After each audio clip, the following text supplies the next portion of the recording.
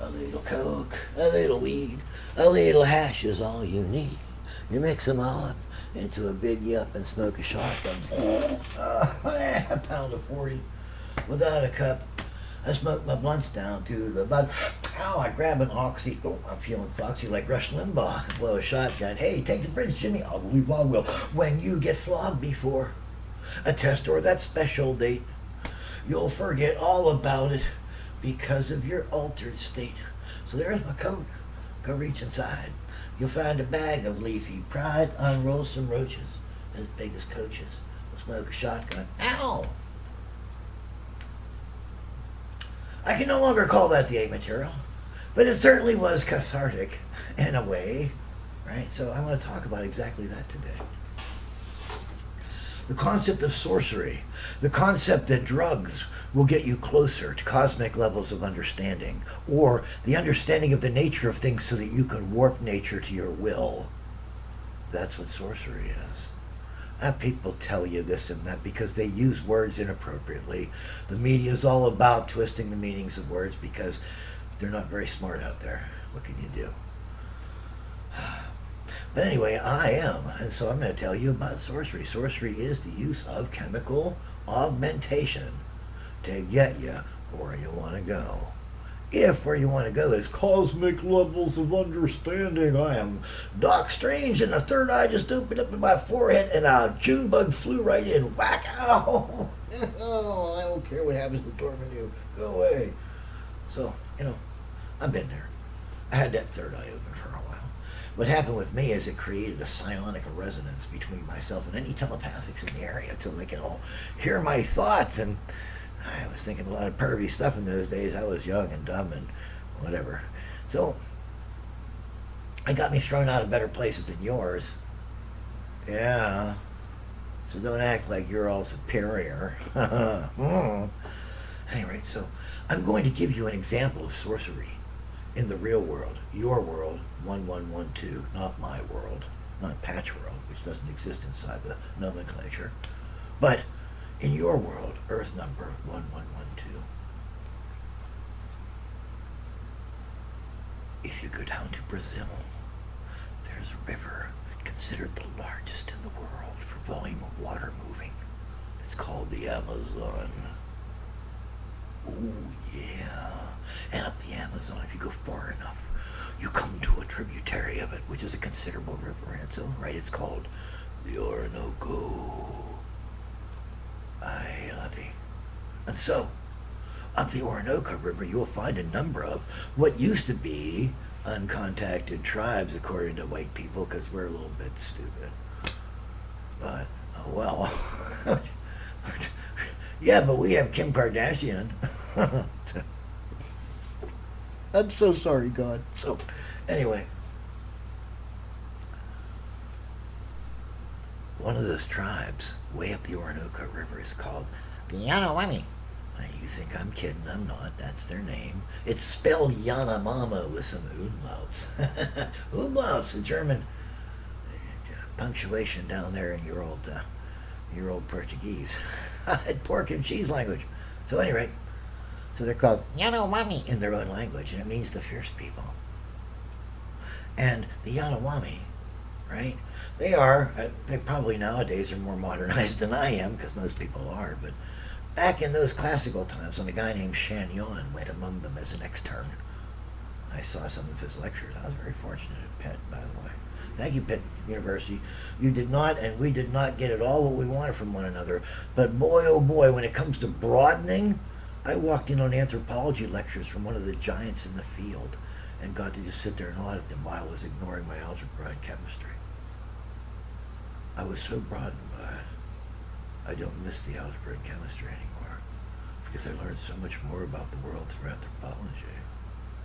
Well, that's just a side note there. Thank you, Pitt University. So anyway, so the Yanamamo, the Yanawami, they have this religion, and in the religion there are spirits all through the jungle, all through the river, all through the sky, all through the earth.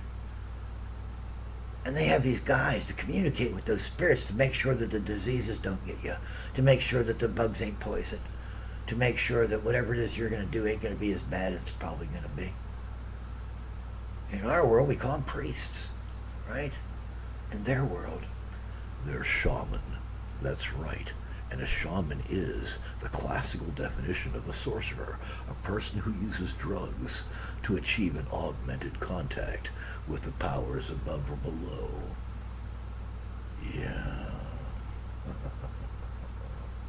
So, they're shaman who are used to both intercept enemy dreams, evil dreams, demons sent to people to make them sick, to make them unhappy, to make them shrivel up and die, to make their babies die in childbirth, to make mother's milk flat and not doesn't have enough of the zing that everybody wants, when you're passing it around. But the shaman's a very important member of society. And how does he get to be a shaman? Well, kind of like a guy gets to be the town drunk. He's the one that lived. And here's what happens with the shaman. They go out into the jungle. And I don't know all the names of these chemicals and these derivatives and these, admixtures and whatnot. So I'm just going to give you a generic rundown. But some of them I've had myself, and they're quite diverting. But there's a marijuana plant that grows down there. There are several kinds of belladonna that grow down there. There are several kinds of coca-like plants that give off milder versions of the buzz that you get from cocaine. And there are other plants. There are hallucinogenic mushrooms. So there are quite a few recreational chemistry alternatives or options available to the discerning chemist who goes down to that region. Well, these shaman are expert folk chemists. That's right. Alchemists, you might say. Alchemists, same thing. You're at mixing secrets of the universe to create enlightenment. Or immortality. Remember alchemists? Immortality in gold, which means if you get a good drug, you can sell it. It's gold. So anyway,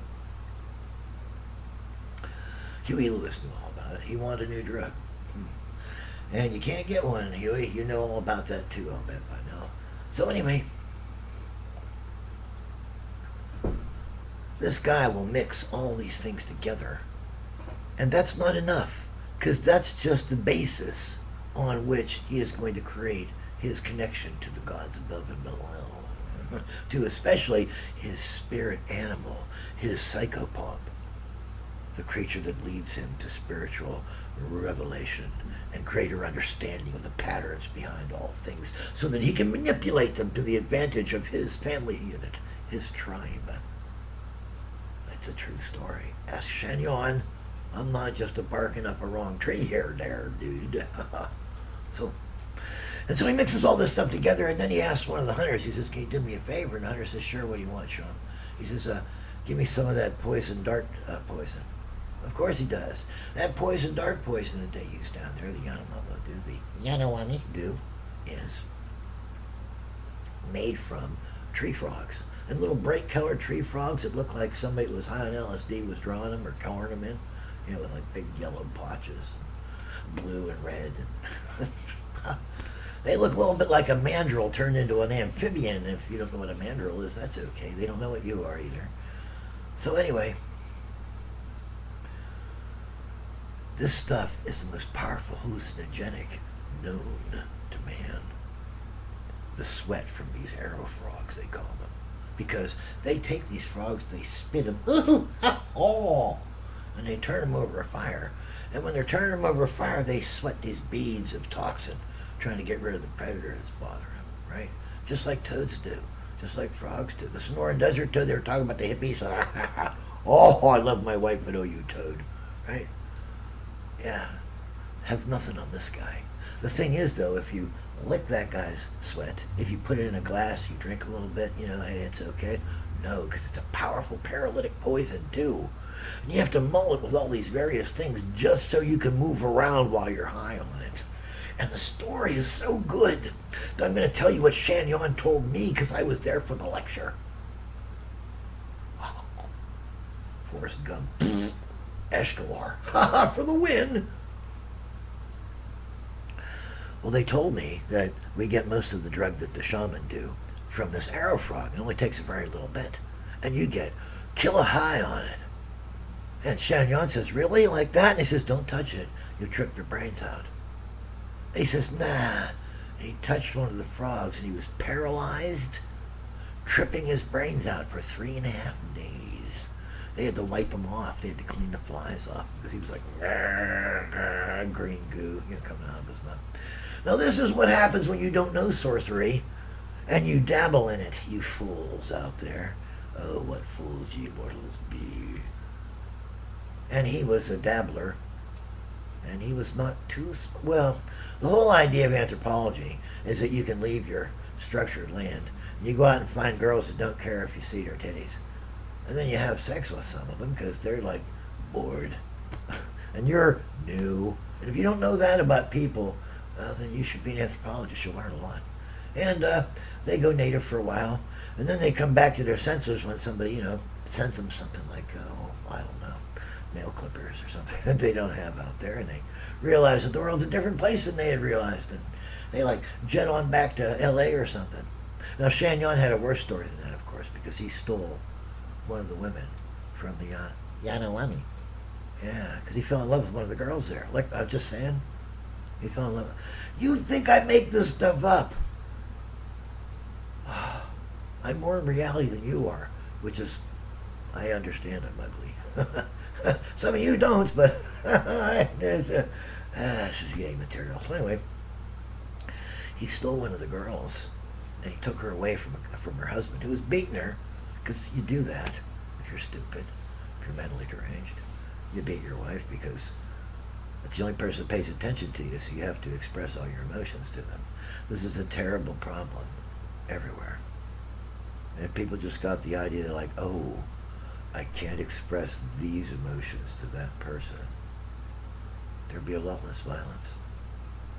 But we're fools and toads and tools of the media, so we're going to do whatever they tell us or whatever our impulses say, right? Unless we have control. Control. That would be nice. But that's law. I'm chaos. So let me tell you the truth instead. Law doesn't tell you the truth. They tell you pleasant little lies so you, like, stay in line. But chaos tells you the truth because it wants to watch you freak out and say, like, see, that's why I do that too. When you laugh at me, I get to laugh back. So, true stuff. Watch The Wizard of Oz, you'll understand. All those munchkins came to bad ends. They meant to be. So anyway,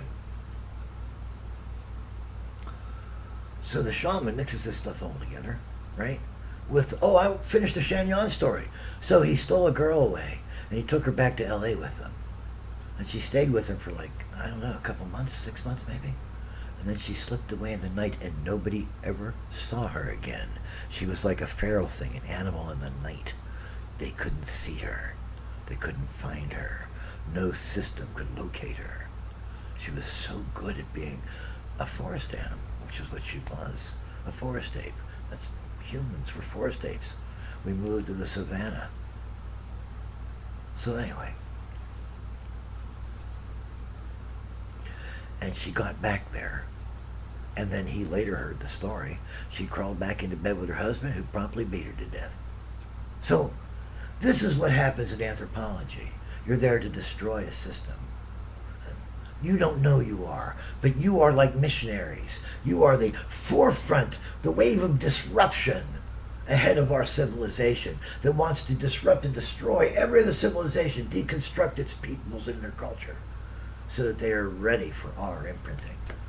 And you think I'm kidding or making some revolutionary jargon up. I'm talking psychiatry, psychology, propaganda, science, dude. This is real stuff. I don't have to make it up. It's real. So anyway, that's what happened when you tried to take somebody with you back to your world.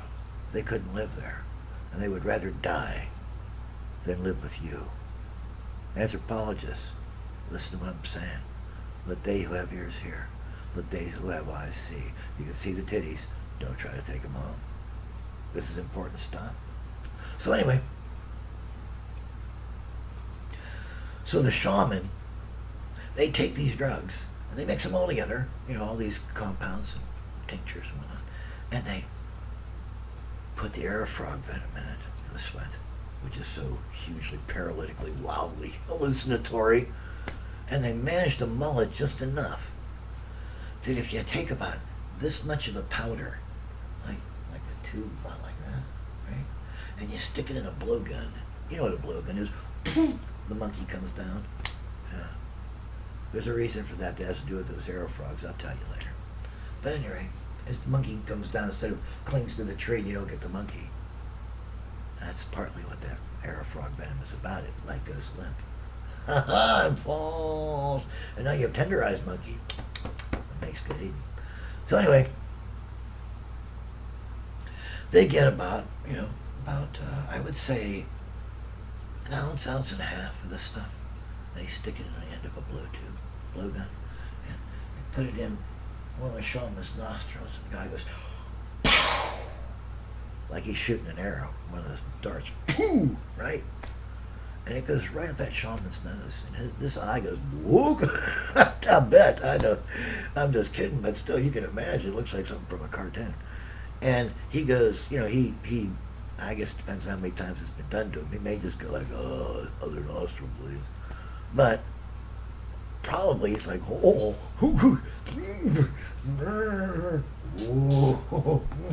because that's what we want to, you know what I mean? He's kind of like out there. And then he like straightens up a little bit, and they stick another charge up there, and they blow it up the other nostril. Oh. And these shaman stagger through town in contact with their spirit beast. For them, they think that I'm slinking through the jungle. I am the jungle. I can see, smell, hear everything. I master my reality. And what the villagers are seeing is giant green boogers. You would, if you think boogers are funny, you would die laughing like this. Giant green boogers. These guys staggering through town. And of course, it provides another valuable service to the community: entertainment. Right? So that is sorcery. Shamanism, chemical shamanism, like these guys do, is sorcery.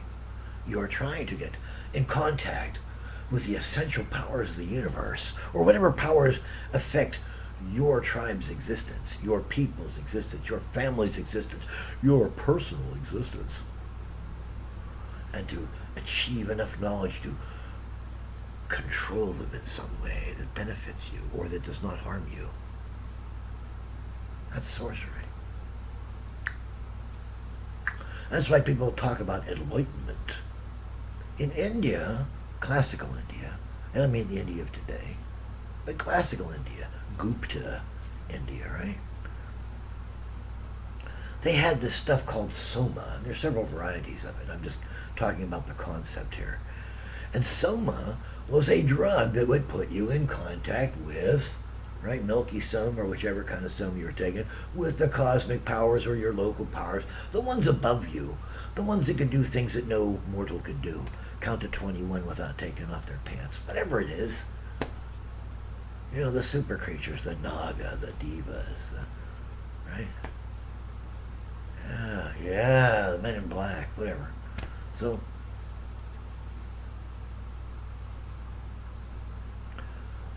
this is another form of sorcery. The idea that a magical spell, a magical potion, could kill your pain no matter how bad it is. That's sorcery. And they have that, of course. We have alchemists that develop sorcerous compounds that will alter a person's reality, alter their contact with the essential forces of the universe, to the point where it changes them in a way that benefits them, at least in the short term. Analgesic. Yeah. So we have a lot of sorcery around us. And we have a lot of alchemy around us, as I pointed out before. Big drug companies are all alchemy companies. The families are the families of alchemists who are searching for ways to turn base materials into gold. You do that by making drugs, which people have to buy. And they buy it with gold.